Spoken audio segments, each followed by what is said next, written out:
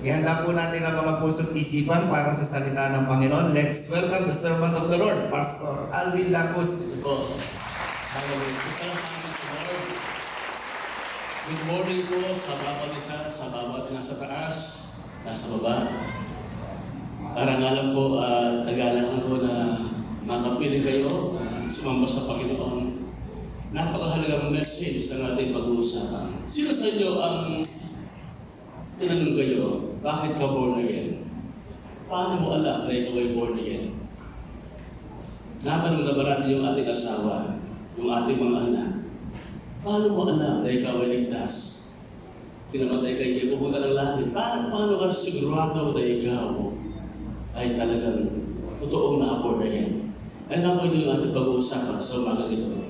Gusto ko i-share dito sa inyong mga anak. Pag-usapan nyo sa inyong mga lamesa habang kumakain, habang nagdadrive. Sapagkat may mapasa din sa puso ko. Minsan po napunta ko sa isang church sa tang message about revival, about the Word of God. And then napasin ko may mga nandoon na hindi ganun ka-interesado sa worship, sa preaching of the Word. May nagte-text, yung kalang upo, parang walang excitement. No? So, I came to realize that we need to go back to the basic. The basics of the Word of God. Isa po meron kong kausap na nanay, mag-asawa, at nagkakwento yung kailang problema sa anak. And then sabi ko, alam mo, you are blessed. Nabigla. Bakit po? Sabi niya, kasi yung anak mo hindi siya nagbabait-baitan. Kasi pag ang tao, sabi ko, nagkukunwari lang, nagbabait-baitan, baka ang kanyang mapupuntahan ay langit-langitan. Hindi niya maintindihan. Alam mo, at least nakita mo yung anak mo hindi nagkukunwari na hindi pa talaga siya born again. Wala pang relationship kay Jesus Christ. Natanong ka na ba ng asawa mo? O kaya natanong mo na ba yung anak mo, anak, paano mo alam na ikaw ay born again? Paano mo alam na ikaw ay ligtas? Alam po, delikadong magbaka sakali at delikadong mamatay na hindi ka sigurado. Kaya nga po, the Word of God is filled with words that exhorts us to really examine our lives about our relationship with God. Kasi po, pag talagang anak ka ng Diyos, totoo ang nakay Kristo, mahalaga ito eh. Buhay mo yan. Kaya nga po, ang ating pag-uusapan ngayon, pwede niyong pag-usapan to sa inyong mga tahanan habang kayo kumakain. Minsan, tanungin mo yung asawa mo, yung anak mo, anak, paano mo alam na born again ka?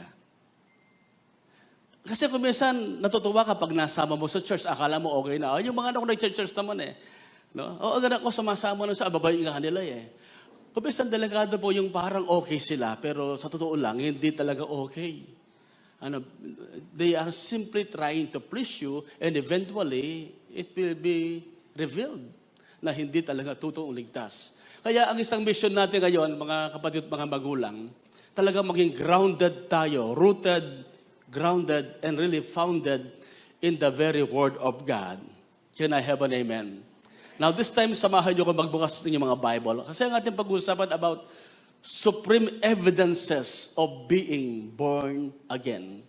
Meron ka bang taglay na mga ebidensya na ikaw ay totoong born again na? Kung minsan meron nakakausap at narinig nyo, kami po bata pa lang born again na. Ako nga po born free. Meron mga narinig na born free. So talagang bata pa lang kami, born again na po kami. Diyan pa nga po ako na-dedicate eh. So basihan po ba yun para masabi mong ikaw ay ligtas at totoong born again? Tingnan natin ang kwento ng isang tao na ang pangalan po ay Nicodemo. Ang sabi sa John chapter 3 verses 1 through 13. May isang pariseo na nagngangalang Nicodemo na pinuno ng mga Hudyo. Isang gabi, pumunta siya kay Jesus at sinabi, Rabbi o Guro, nalalaman po namin kayo isang tagapagturong mula sa Diyos. Sapagkat walang makagagawa ng mga himalang ginagawa ninyo kung wala sa inyo ang Diyos. So ang ganda ng kanyang introduction, parang pinupuri niya si Jesus. Siguro kung tayo ang makarinig ng ganyang mga commendation, mga salita, pero parang wow, no, yung, oh, congratulations, ganon. Pero ang sinagot ni Jesus, parang hindi connected sa sinabi niya. Kasi kaagad, correction and confrontation ang naging sagot ni Jesus. Ang sabi niya sa may verse 3, sumagot si Jesus. Tandaan mo ang sinasabi kong ito. Malibang ipanganak na muli ang isang tao, hindi niya makikita ang paghahari ng Diyos. Now, that was a very shocking statement kay Nicodemo. Kasi po, yung mga Pharisee, magagaling yan. Sila po yung pinaka-strictong sekta sa Judaism. Halos memorize ang Torah.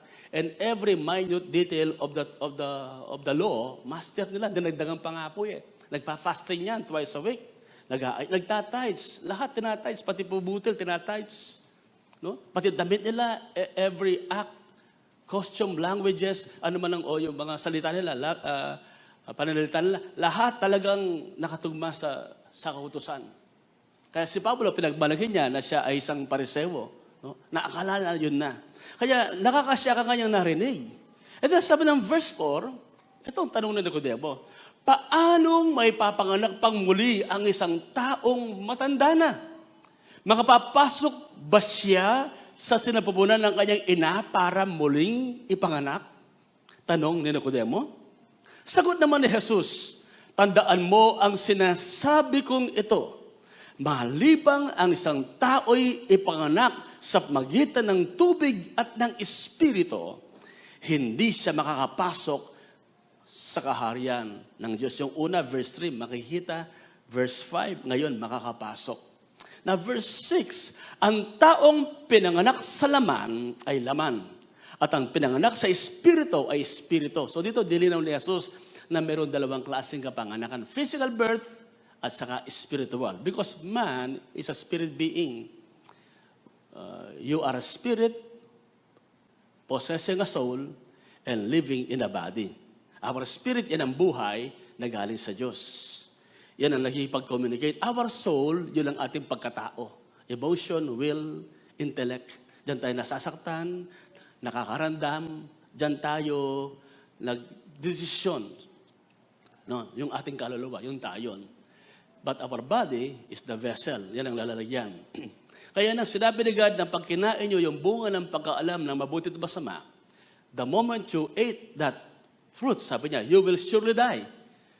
Kinain po nila, pero hindi namatay physically. Anong namatay? Their spirit.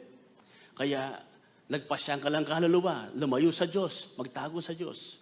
Kaya ang kailangang ma-quicken, mabuhay na muli, o ma-born again, our spirit. So dito, binabagit ni Jesus, what is born of flesh is flesh. And what is born of the Spirit is spirit. Kaya nga po, dapat ang tao dalawang beses ipanganak. Kasi pag isang beses ka lang pinanganak, dalawang beses kang mamamatay. Ano yon? Yung physical death, at saka yung sa Revelation chapter 20, verse 20, yung lake of fire, the second death. Pero pag dalawang beses kang pinanganak, physical birth and spiritual, nang ikaw ay ma-born again, isang beses ka lang mamamatay, yung physical lang. O kaya, hindi ka mamamatay sa rapture. 1 Corinthians 15:58, 15:53, 15:51, 1 Corinthians 15:51, we shall all be changed in a moment, in a twinkling of an eye, in a nanoseconds. Diba? Mababago tayo sa pagtunog ng trumpet. Ang tawag doon, rapture. And nabubuhay tayo sa panahon na pwedeng maganap ang rapture. Hallelujah. Amen? Kaya siguraduhin mo, ikaw ay born again. Pag ikaw ay nasama sa unang pagkabuhay na maguli, wala nang kapangyarihan sa iyo ang pangalawang kamatayan na pinabagay sa Revelation chapter 20. Alright? Kaya, ang sabi ng verse 7, kasi nabigla si Nicodemo, hindi niya maintindihan, parang bagong teaching ito. Naalala ko po, yung minsan nag-share po ako. Matanda sineshare ko. Itong sabi niya sa akin, alam mo, iho, sabi niya, matanda na ako. Hindi na ako pwede sa born again. Sabi ko, Lolo, hindi na po ito, walang pinipiling edad. Lahat tayo, kailangang may panganak na muli. Ma-born again. Kasi akala bagong religion. Yung born again yan, bago pa lang yan. Alam mo, lahat tayo siguro pinanganak na Katoliko. Ang alam natin, ang pinakaunang Katoliko o reliyon ay Katoliko. No? Yan ang original na sinasabi ng iba. Actually, ang born again, it is not a religion. Ako'y na born again during my Catholic years. Ako'y Katoliko. Pero na born again ko, na ako'y Katoliko pa. Kaya wala sa reliyon. No? Ang born again, it is an experience. Mamaya, makikita pa natin yan. Kaya si Nicodemo, parang bago sa kanya. Kaya sagot ni Jesus, huwag kang magtaka sa sinasabi ko sa iyo. Kayong lahat, pag sabing lahat, sino man, pati siya, kahit rabay pa siya. Kayong lahat ay kailangang ipanganak na muli. Umiihip ang hangin kung saan ito nais, at naririnig mo ang ugong nito. Ngunit hindi mo alam kung saan ito nanggagaling at kung saan papunta. Ganon din ang pinapanganak sa Espiritu. In other words, hindi naman tayo gumawa ng hangin. Hindi naman tayo nag-utos sa hangin kung saan manggaling, kung saan pupunta. In other words, it all work of God. Kung paano ikaw nang tayo pinaglihi, pinanganak, hindi naman ikaw nagsabi, ipapanganak ako. Diba? Lalabas na ako, ipapanganak ako, ipaglili ako, ipapanganak. Lang ikaw ay pinanganak, wala ka namang ginawa, diba? Lahat ay gawa din ng Diyos yan. Pero siyempre, nagsiping yung mag-asawa. Now, ganoon din. Pag sabihin born again, born from above. Sabi niyo, born from above. In other words, is a work of God. Now, sabi ng verse 9, paano po mangyayari yun? Tanong ni Nicodemo. Sumagot si Jesus, Guru ka pa naman sa Israel, hindi mo naunawaan ang mga bagay nito. Ibig sabihin niyan, basic ito. No? Kaya lang, may mga, your religion blinds us. No? Binubulag ang tao. And then sabi riyan, pakatandaan mo, ang sinasabi namin ay nalalaman namin. At ang pinapatotohanan namin ay nasaksihan namin. Subalit hindi ninyo tinatanggap ang aming patotoo. Na verse 12, kung hindi ninyo pinaniniwalaan, ito pala ang problema ng tao. Bakit hindi matanggap yung teaching ng born again? Una, hindi matanggap. Ayoko yan, ano born again? Pangalawa, hindi pinapaniwalaan. Meron sariling worldview. Kaya sabi niya ni Jesus, kung hindi ninyo pinapaniwalaan ang sinasabi ko tungkol sa mga bagay dito sa mundo, paano pa ninyo mapapaniwalaan ang sasabihin ko tungkol sa mga bagay doon sa langit? Wala pang sino mang umakyat sa langit, kundi ang bumaba mula sa langit, ang anak ng tao. Yun po ang isa sa favorite title ni Jesus sa kanyang sarili, Son of Man. Kasi nga, He identified Himself with us bilang ating Savior, anak ng tao. Now, itong mga salita nito na binigkas niya, kausap niya, dapat nakakaintindi. Kasi Bartolome, si Nicodemo, familiar siya sa Torah at sa mga prophets and Psalms. In the Old Testament, this teaching is really being revealed. Hindi ito bago, no? Kaya lang, ang problema kay Nicodemo, in spite of the Jewish rabbi, a Pharisee, and marami siyang spiritual, religious achievements, according to Jesus, hindi siya saved. Hindi siya ligtas. Kahit nagpa-fasting, kahit nagtatights, kahit alam ang Torah. No? At hindi pa nga siya nangangalo niyan. Sabi, usually, mga Pharisee, ganyan. Yung sa Luke chapter 18, nag-aayon ako, sabi niya, nananalangin, nagbibigay ng ikapu, at hindi ako nangangalo niya, katulad ng publikanong ito. Ganyan kataas ang standard nila. So, baka mataas ang standard nila, pag hindi born again, hindi saved. Bakit? Yung nature niya, makasalanan pa rin. Alam mo, kung minsan pwede kang maging mabait, pero mali ang motibo. Parang si Mayor, ang bait-bait ni Mayor. Na, bakit mabait si Mayor? Siyempre, pare boto mo. O kung minsan naman, ang isang tao, ang bay-bay niya. Bakit ang bay-bay niya? Kasi para walang masabi ang tao. Pride pa rin yun. Naku, baka sabihin lang, hindi ako mabait. Bakit siya nagbibigay ng ikapo? Naku, baka akalain nila, hindi ko kuripot ako, hindi ko nagbibigay ng ikapo. So, ang daming pwedeng maging dahilan at motibo ng tao sa kanyang pagiging mabait. Sa kanyang pagiging maka-Diyos. Minsan po, may kausap ako. Ito sabi niya sa akin, alam mo, pastor, sabi niya yung pagsisimba, Palamuti lang naman yan eh. Hindi naman nagsisimba ka dahil naniniwala ka. No, kasi kailangan lang yan. So iba-iba yung mga worldview ng mga tao. Kaya dito si Nicodemo, pinanganak na Hudyo, naging Pariseo, at inakala niya yun ay ticket na niya. Pero nang dumating yung truth, Jesus Christ, lahat ay nabaliktad. Now, there are many people who belongs to a religion. No, they faithfully go to church, like Nicodemus. They thought they are saved, and yet they are not. Kaya napakahalaga, pag kayo kumakain, kausapin yung anak. Pati asawa, baka naiiya lang sa'yo, kaya sumasama dito. Kaya kami kasi mga pastor, kumisang mababaw ang aming ligaya. Makita lang namin kayo every Sunday, parang okay na sa amin yon. Pero hindi eh. We need to really scrutinize everything. Ituro lahat. Kailangan ituro. Bakit? Pananagutan po namin kayo. Kaya itong sinesel ko, para itong redundant sa iba. Ito tuturo ng pastor, alam naman natin yan eh. Ito ang problema natin, kung minsan high level na yung mga teaching, pero nakakalimutan natin may mga next generation na kailangan maabot. Mayroong mga nasa church na kailangan ma-evangelize. Remember, the seed for the next harvest is in the third generation. So dapat yung apo ko matamdan. Sana bangka po na ako, pero matagal pa yon. Mauna mo na si Pastor Phil. Dapat may seed yung apo. Bakit? Para may future ang darating na panahon. Amen? Kaya nga po, sabi ni Jesus Christ, very emphatically sinabi niya, sa verse 3, truly, truly, I say to you, unless one is born again, he cannot see the kingdom of God. Kaya nga po, mahalaga talaga na sure tayo. Pagkasabi sa kayong katabi, tiyak ka ba?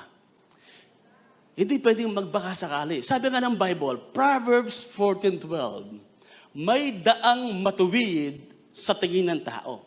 Akala niya, okay. Ngunit kamatayan ang dulo nito. Maraming ganyan na masyasyak sila. Kaya nasabi ni Jesus, not everyone who calls to be Lord, Lord, will enter the kingdom of heaven. Not everyone. Kaya nga po, we can be deceived by our own heart. Alam mo itong si Lucifer, na naging Satan? Sa langit, wala namang kasalanan eh. Pero dahil sobrang ganda niya, lahat ata ng mga precious gems ay nasa kanya at manining si Lucifer, nang mapasin niyang maganda siya, nadaya sa ng kanyang sariling puso. Nasabi niya, maganda ko, napakaganda ko, napaka-very good ko. Pwede kong mahigatan ng Diyos, sabi niya. So itong si Lucifer, nadaya na kanyang sariling puso. In other words, mga kapatid mo, hindi mo kailangan ng demonyo o Satanas para tayo madaya. Your own heart can deceive you. Pag ang puso ng tao hindi born again, mandaraya yan. Kaya kung minsan may nako-confuse, siya ba ang mahal ko o siya ba? O ito ba? Siya ba ang susundin ko? O ito, nagugulan ang puso mo. Kaya ang awit mo, sana dalawa ang puso ko. Bakit? Hindi natin pwedeng pagtiwalaan ang ating mga puso. Ano sabi ni Jeremias, 17:9? Sino ang makakaunawa sa puso ng tao? So dito pinapakita ang kabulukan ng puso ng tao. Pag ang puso hindi bago, hindi galing sa'yo. Kaya nga mayroon tayong nasasabing kasabihan, maka Diyos siya labi, kapuso na mambabi. Di ba? Ang problema kasi ng tao, puso. Kaya ang daling magtaksil, ang daling lumipot, ang daling manakit, ang puso. Sabi niya, ito'y mandaraya, walang katulad. In other words, mandaraya pa siya kaysa Diablo, walang katulad. Mandaraya. Wala nang lunas ang kanyang kabulukan. Kaya tanging Diyos lang ang pwedeng bumago ng ating puso. Kaya nga po, the Bible exhorts us to examine ourselves. Suriin ang ating sarili, hindi yung ating kapwa ang ating i-check. Bakit?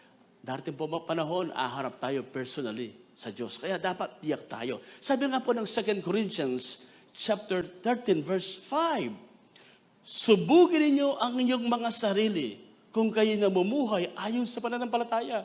Suriin ninyo ang inyong sarili. Hindi ba ninyo nalalamang nasa inyo si Kristo? Maliban lang kung kayo mga bigo sa pagsubok. So mismong ang Word of God, hinahamon tayo, mag-check tayo. Subukin natin ang ating mga sarili. Kasi po napakadaling parang maka-Diyos, parang ligtas, hindi pala. Sabi nga ni Pablo kay Timoteo, 2 Timothy chapter 3, verse 5, ipinapakita nilang maka-Diyos sila, pero hindi naman nakikita ang kapangyarihan nito sa buhay nila. Iwasan mo ang mga taong ganito. So kung minsan, nagtataas ng kamay, may dala Bible, nakabase talaga, parang maka-Diyos. Pero wala yung kapangyarihan nito sa buhay. At maaaring kung minsan nakikita ng iba yan sa kanilang mga sarili, you are honest. At kung minsan napaplastikan ka na, ay, yung galaw ko parang Kristiyano, pero yung puso ko hindi ata. Parang may struggle na. Kaya nga, kamukha ni Nicodemo, you must be born again. You must be born again. Amen? Kaya nga po, how can you be sure that you are indeed a born-again child of God? What are the signs that you are truly born again? Ano ba yung mga palatandaan na talagang ikaw ay ligtas? Si Nicodemo, hindi niya ito naintindihan about being born again at hindi niya alam kung paano. Sabi niya, matanda na ako, paano ito? Na importante ito. Kaya sabi ni Jesus, huwag kang magtaka sa sinasabi ko sa iyo.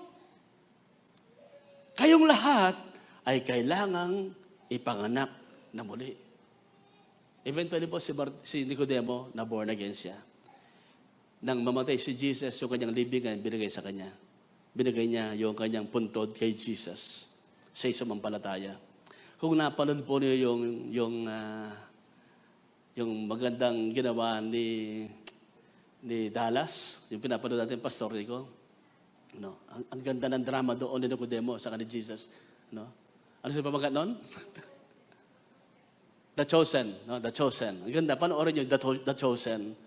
Talagang maiyak kay Nicodemo, yung instance na tinatawag sa ni Jesus. Gusto nang sumama, pero hindi ba kasama because of his position as a Pharisee. Pero eventually, in the gospel, naniwala siya.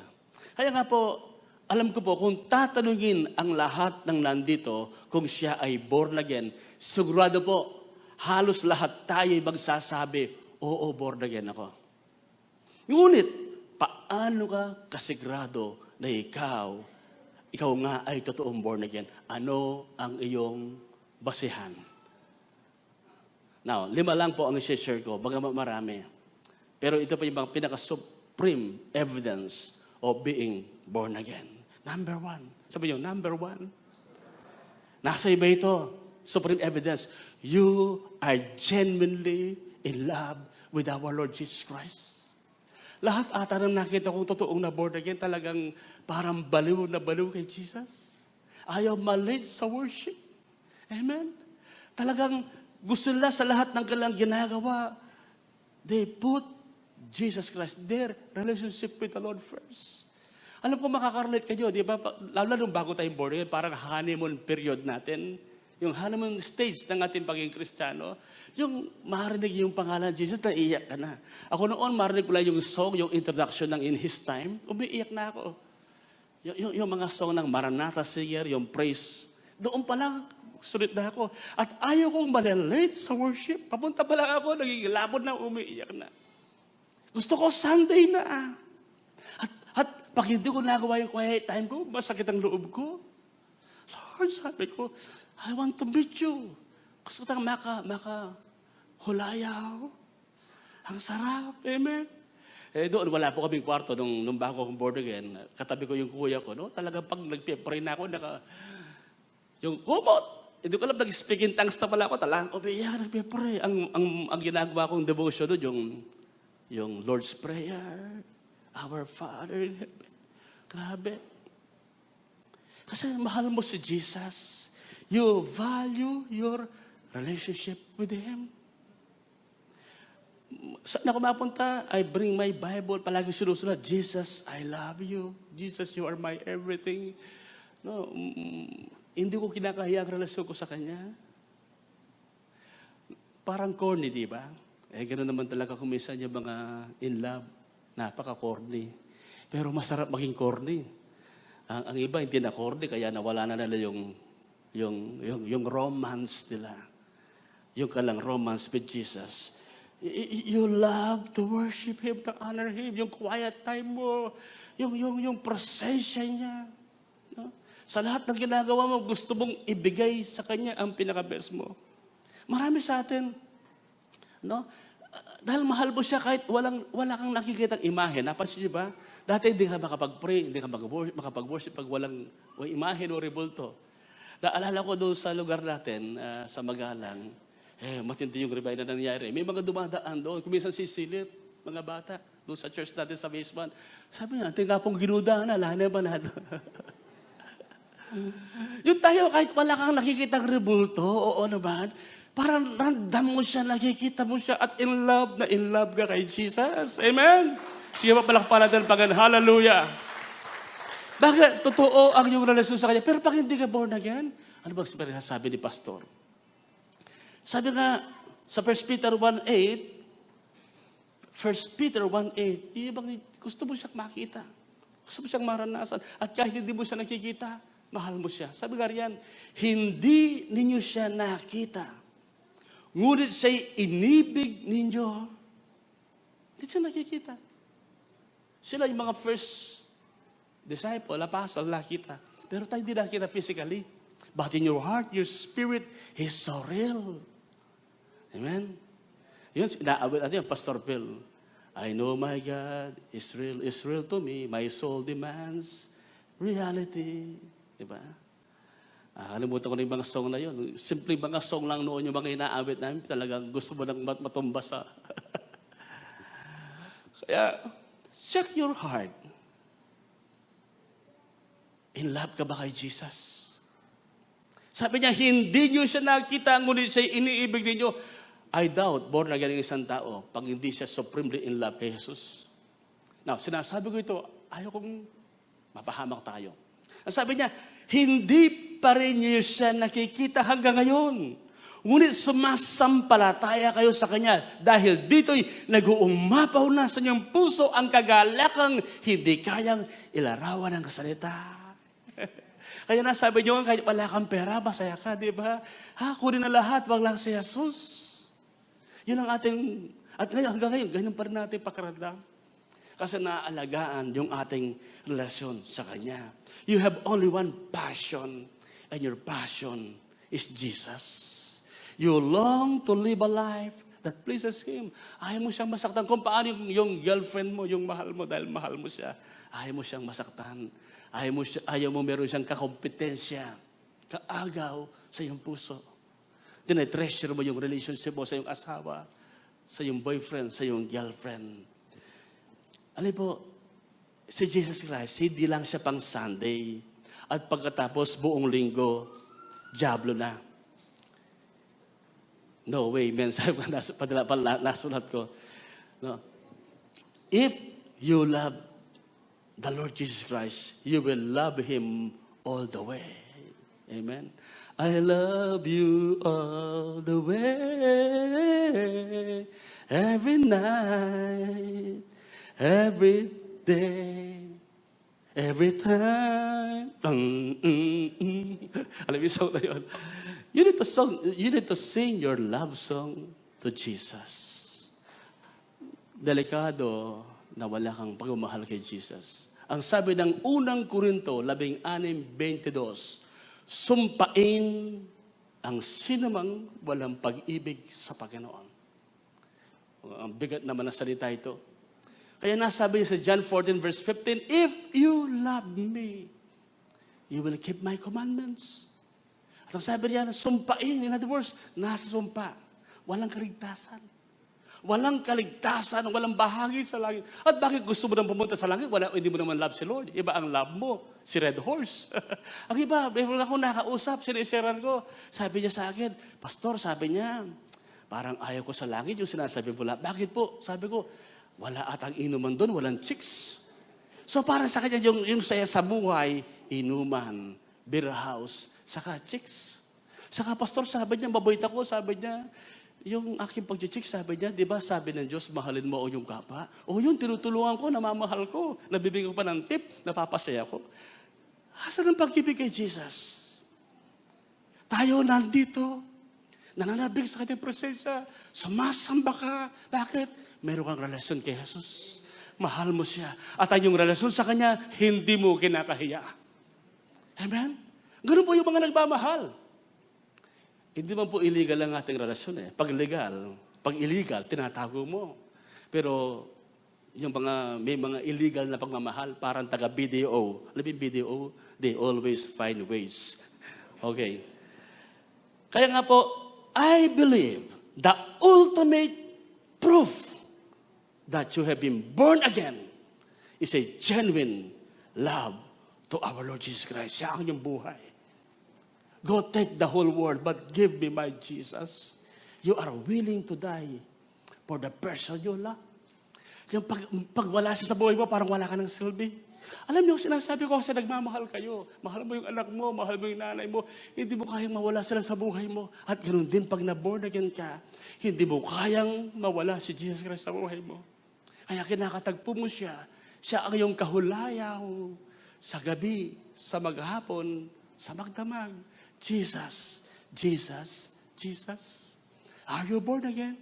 Ang isang ebidensya, supreme love to our Lord Jesus Christ. Hallelujah. Kaya nga, ang totoong born again ay nagkaroon siya ng buhay na relasyon kay Jesus. At hindi mo ikinakahiya ang iyong relasyon sa Kanya. Ano bang relasyon? Pagmamahal, oras, panahon. Kayo bang nasasabing Christian sila pero hindi mahal si Jesus? Walang time? Walang pinupuhunan? Walang sinasacrifice? What kind of love is that? Ako, mahal ko ang pamilya ko, mahal ko ang asawa ko. Hindi ba ko yung barkada? Lahat ng mga gusto ko sa buhay na makakasira sa aking relasyon, wala lahat. Ganoon din po, dahil mahalaga ang relasyon mo kay Jesus, kasi born again ka, nandun yung pagmamahal mo sa Kanya. Hindi ka ba maintindihan ng iba? Pero priority mo, ang relasyon mo kay Jesus, you always put Him first. Check your hearts. Are you madly in love with Jesus? Pangalawa, na supreme evidence, you love God's Word. You love the Word of God. Iyan ang love letter niya sa atin. Paano masasabi mo yung asawa, yung mahal mo siya, hindi mo naman pinapakinggan, hindi mo kinikilala.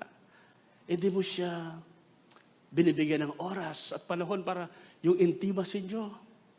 Kaya nga po, alam ko, makakarelate kayo sa akin. Di ba nung tayo born again, yung Bible palagi mong hawak? Binabasa mo. Everywhere you go, aalis ka, magbabakasyon, yung Bible ko. Sabi nga sa akin ng Bishop Hong, Pastor, palagi magdalang Bible. Ito, nakangiti naman si Bishop doon. Kasi parang pag wala akong Bible, wala. Parang walang kwenta. Sa naman ngayon, may mga Bible na tayo sa ating mga gadget. Ang sabi nga ni David, oh, how I love thy law. It is my meditation all day long. Sabi niya, sabi ng Tagalog, ang iyong mga utos ay tunay kong iniibig. Araw-araw sa maghapon ay siya kong iniisip. Meron ka bang ganyang experience? Karanasan? At hanggang ngayon, yan pa rin ang nais mo? Questionin mo ang iyong kaligtasan. Mag-doubt ka pag wala kang pagmamahal kay Jesus Christ at pag wala kang pagmamahal sa Kanyang salita.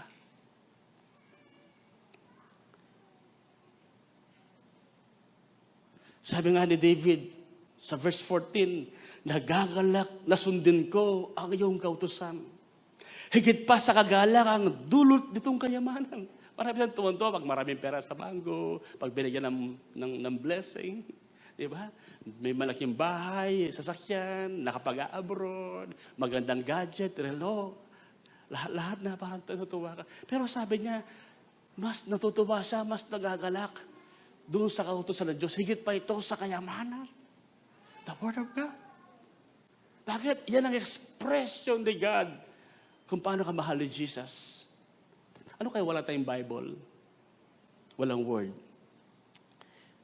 Ang pagmamahal ay hindi magiging totoo. Ang pagmamahal sinasabi, pinaparandam. Amen? Kaya sabi niya, ako'y laging nag-aaral sa lahat ng tuntunin mo, ng aking maunawaan, pagbubulay-bulayan ko. Hallelujah. Ito po ang isa sa favorite book sa Bible, Psalms, Proverbs. Pag binabasa ko yung gospel, parang niraramdam ko, I want to feel the spirit behind every words na binabagin ni Jesus, na parang kausap ako. Kaya kung minsan, umiiyak. Ng buhay na buhay, in living color. No? Huwag lang ay basta magbasa. Dapat yung maramdaman mo yung meaning, yung emosyon na nandun sa mga word. Ito ang problema natin eh. Alam ba, binigay sa iyo ang asawa mo. Huwag mong tingnan kung mahal o mura. Tingnan mo ano yung nakapaloob na emosyon na damdamin dun sa binigay. Sabi nga natin, it's the thought that counts, not the amount. It's the thoughts. Kaya, I want to give you a tip. Pag binasa mo ang Word of God, ang love letter, pakiramdaman mo ano yung spirito behind that words, that statement. Ano ibig niyang sabihin? So dapat marunong tayo mag-process. Kasi ganyan yung mga in love eh. Yung mga salita, you decipher, di ba? Pinaprocess mo. Talagang you scrutinize. Anong gusto iparti sa akin, Lord? Anong gusto iparamdam sa akin? Kaya sabi ng verse 16, sa bigay mong kautusay, lubos akong nalulugod. Iingatan sa puso ko upang yo'y di malimot. Hallelujah. Kaya sabi niya, ni David, yung salita mo, sabi niya, I will treasure it. You love the Word of God. Ano ba meron tayong sister? Hindi natapos ang grade 1. Nasharean namin ni Pastor Jerry. Dati kasugal namin ng pusoy. Naborn again kami. Ito, hindi marunong magbasa. Yung kapatid na ito. No? Pero nang maborn again siya, ang una yung ginawa, humingi ng tawag. Yung lahat na nakakalit, pinuntahan. Hindi siya maintindihan. Ang problema, hindi siya marunong magbasa. Ang ginawa niya, yakap-yakap ang Bible. Pinilit niyang matutong magbasa. Aba, natuto. Hanggang sa mag-aral siya ng Leadership International School of Ministry. E then sabi niya sa akin, Pastor, sabi niya, English. Dumudugo yung utak ko. Sabi niya, tinulungan siya ni Pastor Carmela. Ginay. Aba, natuto. Pagbasa, hindi lang Tagalog, pati English. At gumraduate siya. Bakit? Mahal niya ang Panginoon. At mahal niya ang kanyang salita. Amen? Hallelujah. Thank you, Jesus. Siguro, alam niyo ang kwento ni Smith Wigglesworth. Tubero po siya. Hindi rin nakatapos ng grade 1. Alam bang nangyari sa kanya? Naborn again. At ang problema, hindi siya marunong magbasa ng Bible. Hindi marunong magbasa. Yakap-yakap lang ang Bible. Puspos ng Holy Spirit. Mahal si Jesus. Ang sabi ng Holy Spirit sa kanya, ligawan mo ang iyong pastor. Ang kanyang pastor, ang pangalan niya, babae. Siyempre babae. Polly. Niligawan. Naging mag-asawa. Ang ginawa ng kanyang asawa, tinuruan niyang magbasa. Alam ba? Natutong magbasa si Smith Wigglesworth. Alam bang nangyari? Halos memorize niya ang New Testament. At meron pa siya mga books. Ginamit siya na matindi. Bakit? Pag mahal ba ang Word of God, babasahin mo yan. Naalala ko yung aking unang Bible noon, yung Gideon Bible, Berkeley version. Everywhere I go, I read the Word. Yung unang Bible namin noon, matandang Bible, nandiyan yung O5 ata yun, sa lolo ko. And then, nung dumating po yung panahon, yung Catholic Church, di ba, alam natin, pinayagan ng ang mga tao na babasa ang Bible. Dati binabawal ng mga papa ang magbasa ng Bible. Meron isang Pope, inutusan niya na gagawa ng Paraphrase Bible. Yun po yung magandang balita. Pero kailangan may imprimatur. Kaya nga, ang iba, meron bang imprimatur yan? Ibig sabihin, Catholic Bible. Pero nakatulong pa rin po yun. Nakatulong yun ng malaki na ang Word of God ay babasa ng marami. Kaya doon ako na born again. Pagiging Katoliko, meron kaming biberasal, nagbabasa ng Bible. Nakita yung nanay ko. And then doon ko lang, born again na pala ako, nang meron ng makilalang pastor. So ang unang nangyari, I love Jesus. and I love the Word of God. Amen? Pangatlo, you are indwelt and led by the Spirit of God. Pag totoo kang na born again, tatahan sa'yo ang banal na Espiritu at gagabayan ka, pangungunahan ka. Hindi ka magkakamali sa iyong desisyon. Sabi nga po riyan, sa Romans 8:9, ngunit hindi na kayo namumuhay ayon sa laman, kundi ayon sa Espiritu. Sa katunayan, naninirahan sa inyo ang Espiritu ng Diyos. Kung wala sa isang tao ang Espiritu ni Kristo, hindi kay Kristo ang taong yon.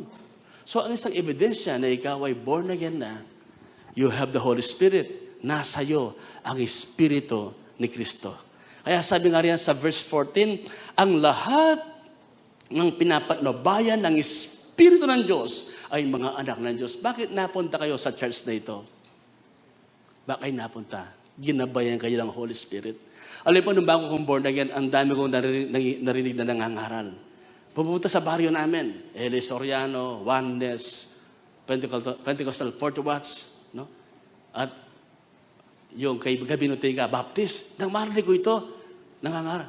Hindi ako mapakala, yung Oneness, yung 40 Watts, hindi ako relax. And then pinupunta ako sa bahay namin. Hindi ito, sabi ko. Walang confirmation ng Holy Spirit. Hindi ako payapa. And then gusto i-baptize ako, hindi ako pumayag. No? Oneness, 40 Watts, ano?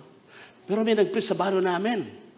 Si Pastor Alex Castro, yan po yung sabay, Baptist. Sabi ko, matindi. Gusto ko kagaya niya. Sabi ko, ang tinding mag-preach. Nagko-confirm yung spirit ko. Pastor pala siya ni Gabino Tiga, kung alam niyo si Gabino Tiga. Kaya minsan nag-attend ako sa Baptist. Doon, sa Mayriles, kung alam niyo, di ba? Nag-altar ko, lumapit ako. Tuwan-tuwa. Nagtataka ko, walang lumalapit sa akin. Sabi ko, bakit ito ko in-entertain? No? So, ang nangyari, yun ang aking last. And then, naghahanap ako ng church. And then, palagi ko dyan sa may Mustard Seed bookstore. Malapit sa may Crown Cinema, sa may downtown. Ewan ko kung ang iba hindi na alam yan. Palagi ko nandoon sa bookstore. Bumabili ng books, nagbabasa. Nakita ko si Andy Supan. Brother, sabi ko, asan ba yung church dito na ang pangalan? El Shaddai pa yung pangalan. Brother, sabi niya, dyan lang sa Interbank. Nang pumunta ako sa doon, first time ko palang pumasok, iba na ang naramdaman ko. Sabi ko, ito na ang hinahanap ko. Sinama ko ng mga kapatid ko, mga kaibigan. No? Yung mga kasama ko sa prayer meeting, sinama ko na yun. That was 1986 at hanggang ngayon, nandito po ako. Amen. Bakit nandito? Dinala kayo ng Lord sa totoong church. This church, God's church. Christ in you, Faith International Ministries. Amen. Palakpakan natin ang Panginoon. Hallelujah, hallelujah. The Holy Spirit will guide us into all truths. Without the Holy Spirit, we will be lost. We will be deceived. Ang dami kong narinig na nangangaral. Yun, Eli Soriano, naghandahan ako sa turo ni, nabangi ko ang pangalan niya, no? Pagpatawad niyo. Ang galing niya, sabi ko, pero walang confirmation. Hindi ito, sabi ko, hindi ito. Yun, nakilala ko si Bishop, doon ko nakilala si Pastor Phil. Mga kaibigan ko, Pastor Glenda, sina Ching-a.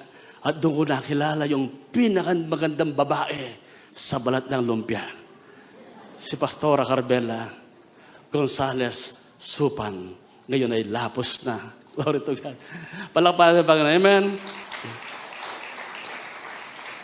Kaya nga po, lalaya tayo sa lahat ng kasinungalingan, sa lahat ng takot, sa lahat ng pangamba, sa lahat ng mga pagkakabali pwedeng gawin ng gaang. Bakit? The Holy Spirit will lead you, will guide. Ayan pala si Brother Andy, para yan yung kausap ko. Siya ang nagturo sa akin, Andy Supan, kung bakit ako napunta ng Christ in you. Ano sabi ng Romans 8:15? Sapagkat hindi espiritu ng pagkaalipin ang inyong tinanggap, upang kayo mamuhay sa takot.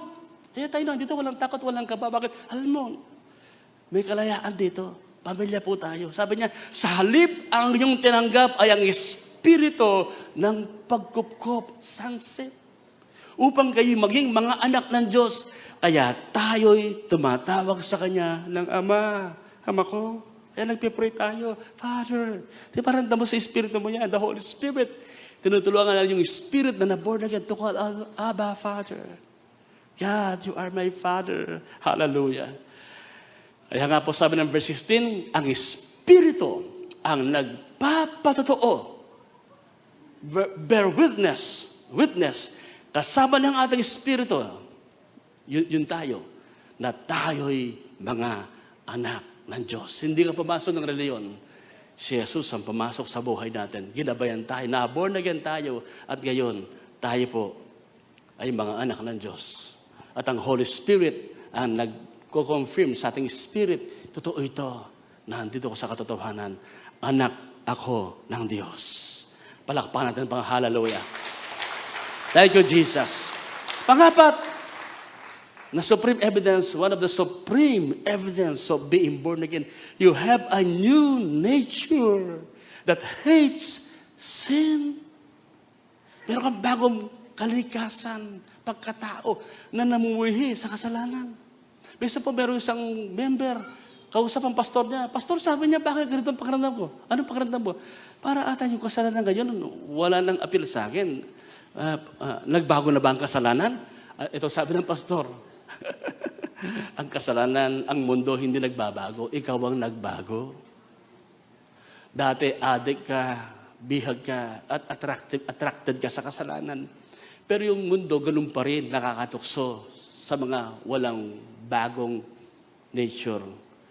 Pero ikaw, dahil meron kang new nature, hindi ka na attracted, wala nang appeal sa'yo ang red horse. Wala nang appeal sa'yo ang pambababae. Bakit? Born again ka na. You have a new nature. Amen? Sabi nga po riyan, dito po sa Ezekiel, ako'y magwiwisik ng malinis na tubig sa inyo. Kayo'y magiging malinis sa lahat ninyong karamihan at lilinisin ko kayo sa lahat ng inyong mga Diyos-Diyosan. Ito yung born again, paglilinis. Lahat ng mancha, lahat ng marumi, lahat ng mga bagay sa buhay natin na pwedeng maging entry point pa o maging dahilan para magkasala. Inalis ni God. Kaya nga, new creation. At sabi ng verse 26, bibigyan ko kayo ng bagong puso at lalagyan ko kayo ng bagong espiritu sa loob ninyo. Yung spirit na born again na spirit. Aalisin ang batong puso sa inyong laman at aking bibigyan kayo ng pusong laman.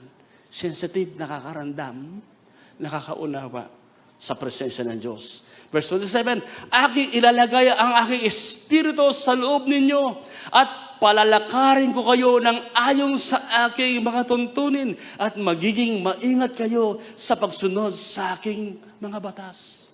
So itong nangyari, nagkakaroon ng new desire, a new heart, a new spirit, and then God's Spirit empowers us, enable us to obey God's law, sumunod sa kanyang mga batas. Amen?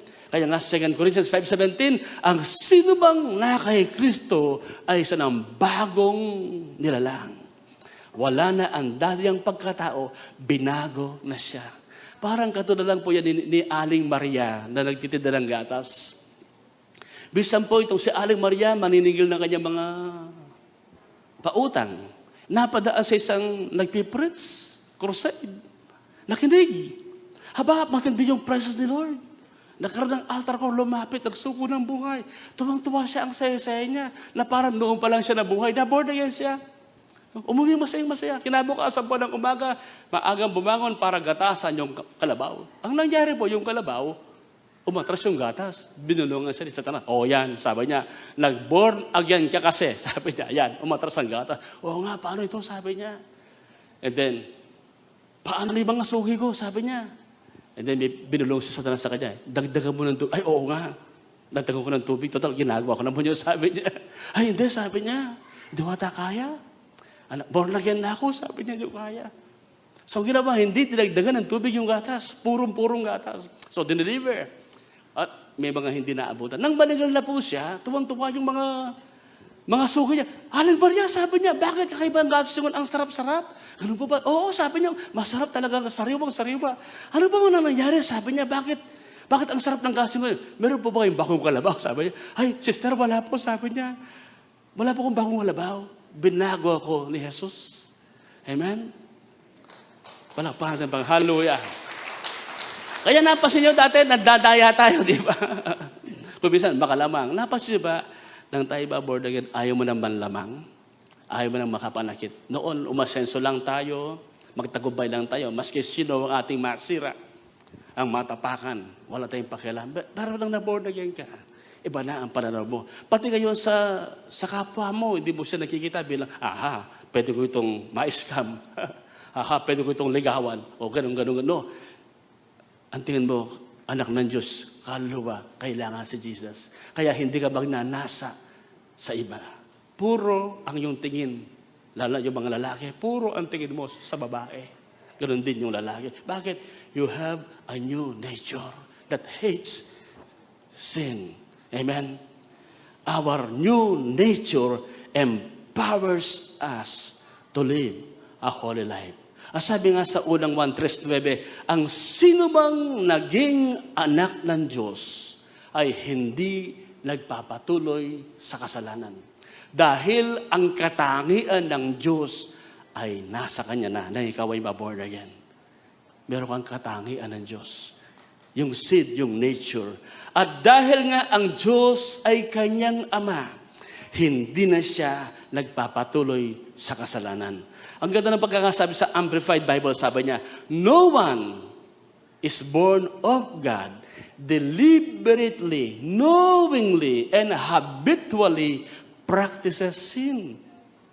Because God's seed, His principle of life, the essence of His righteousness, remains permanently in Him who is born again, who is reborn from above. Spiritually transformed, renewed, and set apart for God's purpose. And he who is born again cannot habitually live a life characterized by sin because he is born of God and long to please Him. Palakpan natin si Lord. Hallelujah. Glory to God. Hallelujah. Amen. Kaya posibleng maging banal. Posibleng mong ma-overcome ang kasalanan. Bakit? You have a new nature. That new nature galing sa Diyos. Kaya nga sabi na sa 1 Peter chapter 1, verse 3 and 4, sabi yan, ang kapangyarihan ng Diyos ang nagbigay sa atin ng lahat ng kailangan natin para mamuhay ng may kabanalan. Ito'y sa magitan ng pagkakilala natin sa Kanya na tumawag sa atin. Tinawag niya tayo sa magitan ng kapangyarihan niya at kabutihan. Verse 4, at sa magitan din nito, ipinagkaloob niya sa atin ang mahalaga at dakila niyang mga pangako. Ginawa niya ito para makabahagi tayo, partakers of His divine nature. Kabahagi sa kabanalan ng Diyos at matakasan ang mapanirang pagnanasa na umiiral sa bundok ito. Check natin ang ating mga sarili, ang ating mga anak. Nag-grow ba tayo sa kabanalan? Namumuhi ba tayo sa kasalanan? Yung parang yung tupa, yung mga tupa, pag nahulog sa putik, gagawin ng lahat, makaalis lang sa putik. Yung baboy, pag natapunta sa putik, mag-i-enjoy sa putik. Bakit baboy eh? Tayo sa Bible, hindi tinawag na baboy, kundi mga tupa. Yung aso, pagkatapos sinuka, kinakain uli. Tayo ayaw na natin.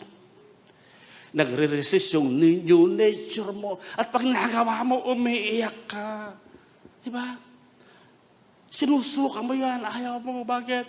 Yung divine nature, yung kabanalan na galing sa Diyos, kalikasan, no? Na galing sa Diyos na sa atin. Lumalaban, kumukontra. Kaya hindi ka magpapatuloy sa kasalanan. Kaya ang ganda na ikaw ay born again. Kaya sabi naman ni Pacquiao, Sabi niya, ang pagbabago ko, sabi naman ni Pacquiao, hindi sa aking sarili. Sapagkat kung sa sarili ko lang ang pagbabago, sabi ni Manny, hindi ko kakayanin. Sabi niya, ang Diyos ang bumago sa akin. At alam natin ang kwento niya, sinuko yung mga babae niya, mga manok niya. Jesus is the only one that can change us. Panghuli po, you love His church, God's family. Bakit tayo nandito? We are a family. Ito yung ating family gathering and we are the church. Mahal natin ang gawain ito. Mahal natin ang bawat isa. Sumasamba, sama-sama. Kaya kulang pa sa atin ito eh. Kaya meron tayong mga cell group, may mga special meetings, prayer meeting, morning watch. Why? Kasi dapat ang pamilya lagi magkakasama, tulungan, sumasamba, naglilingkod ng sama-sama sa Panginoon. Amen po ba? Mahalaga sa atin ang pamilya. Sabi nga riyan, nalalaman nating lumipat na tayo sa buhay mula sa kamatayan sapagkat iniibig natin ang mga kapatid, the family. Ang hindi umiibig ay nananatili sa kamatayan. Kaya nga po, you love the brethren, the church, the family. Hindi tayo nagsisirahan. Nagkakaintindihan tayo. Kung minsan nalulungkot kayo, may mga umalis. Nasama mo minsan, umalis. Ang iba, medyo matagal-tagal, pero nawala din. Bakit? Kasi pag totoo kang pamilya, you will never abandon your family. You will never abandon the church, the family. You love your family. At ang ating pamilyang ito, hindi lang dito. Ito forever, hanggang millennium, hanggang eternity. Kaya nga sabi ni Jesus, ni John the Beloved, 1 John 2:19, kahit na sila, yung mga umalis, kahit na sila yung mga dati nating kasamahan, minsan nilipat na ibang reliyon, minsan they reject Jesus, nalulungkot tayo. Hindi mo failure yan. Hindi yan failure ng pastor. Meron mga talagang hindi kabilang sa pamilya. Meron talagang hindi totoong kasama sa church. Ang sabi niya, kahit na sila'y dati nating kasamahan, ang mga tao yun ay hindi natin tunay na kasama. At ngayon, maraming ganyan. Nakikisama lang. Ang iba, kasi ang mga Kristiyano mababait. Ang mga Kristiyano ang madaling, medyo kumisan madaling, dahil mabait tayo, madaling ma-take advantage. At madalas mga pastor at kayo natitake advantage. Sabi ko naman, di bali magkamali ka sa paggawa ng mabuti. Wala kasi nagkakamali sa paggawa ng mabuti. Amen. Bisa sabi na aking kapatid, Pastor, paglokohan da ka reta, lolokohan da ka mo. Okay lang, sabi ko. Okay lang. Hindi naman tayo pababayaan ng Diyos. Saka yung ating pagtulong, paggawa ng mabuti, ginagawa mo, hindi sa takot, dahil mahal mo si Jesus, kay Jesus yan, ginagawa mo. Walang sayang. Hindi ka naloko. Silang magdadala. Ang kalang niloloko sarili na. Kasi, alimbawa, tayo, niloloko ba natin ng Diyos? Hindi pwedeng maloko ng Diyos. Diba? Ang bay-bay sa din ng Diyos. Sasabi pa ng Diyos sa akin, oy, titigilin ko na yung oxygen, niloloko lang ako ng tao. No. Ang kabaitan ng Diyos, ang naghahatid sa atin para tayo magbago. Isang araw magbabago sila. Ngayon, kung talagang hindi natin sila kasama, aalis yan. Kaya sabi riyan, ngunit umalis sila upang maging maliwanag na silang lahat ay hindi tunay nating kasama. Kaya wala ka ng responsibilidad. Hindi talaga sila kapamilya.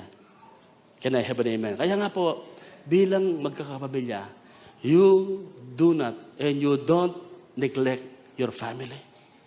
Amen? Sa literal mong pamilya, you will not neglect your family. How much more the family of God? The church. And our family gathering like this one is important to us, yung ating pagtitipon. Mga kapatid ko, every Sunday pupunta ka rito, family gathering ito. Ang ating Ama sinasamba natin, si Jesus minamahal natin, ang Holy Spirit pinapalakas tayo, ang salita niya pinagpepestahan natin. Pinagsasaluhan natin ang kanyang buhay na salita. Kumakain tayo, nagsama-sama.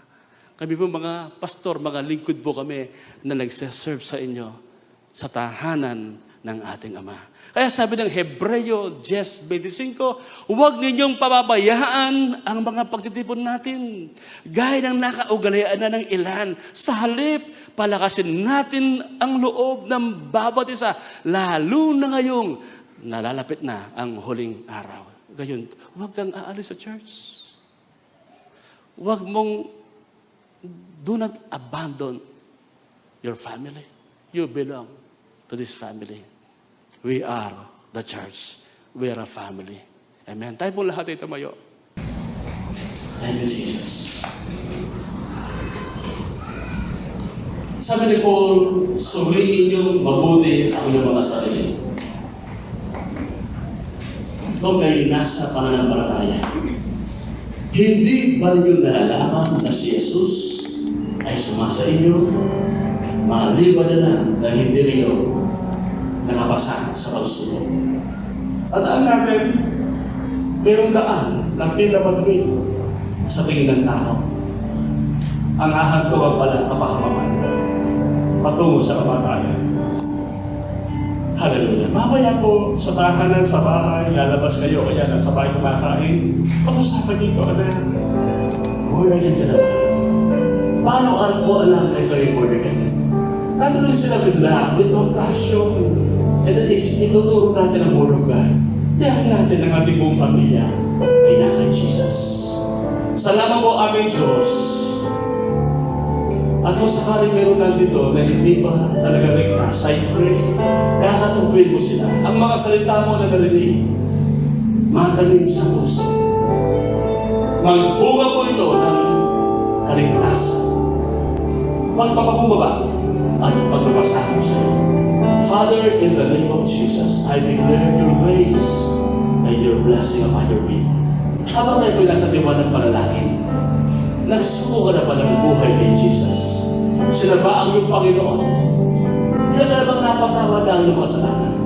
Ramdam mo ba na mahal mo siya? Kung sakaling parang yung mga binanggit natin ay parang may question kami now. Today, settle the issues. Tiyakin mo na ang buhay mo nakapasa ko kay Jesus. Pag-pray po tayo. Alala kay Jesus. Basta grabe ka ba?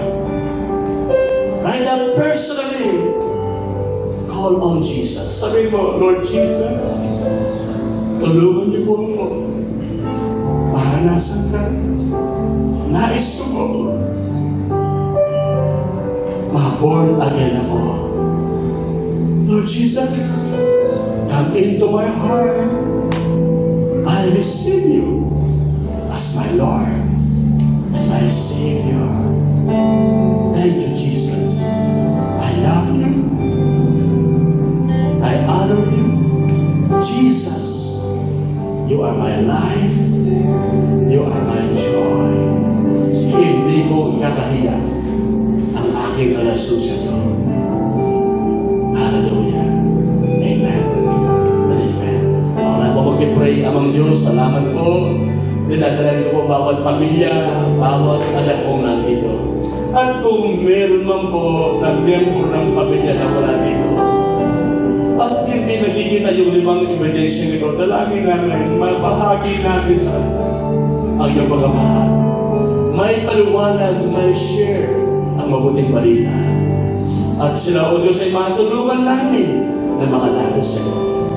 Dinadalan ko po ang bawat tatay, bawat nanay, bawat Kristiyanong miyembro ng pamilya. Magkaroon sila ng talino, lakas ng loob, malasakit, at pagmamahal sa kapwa nila, sa pamilya nila na ibabahagi ang iyong mabuting balita. Lord God, I declare your grace, your power, your anointing sa buhay ng bawat isa. Hallelujah. Basta natin makamay. Now receive the blessing of God. The Lord our God bless you. The Lord our God will keep you.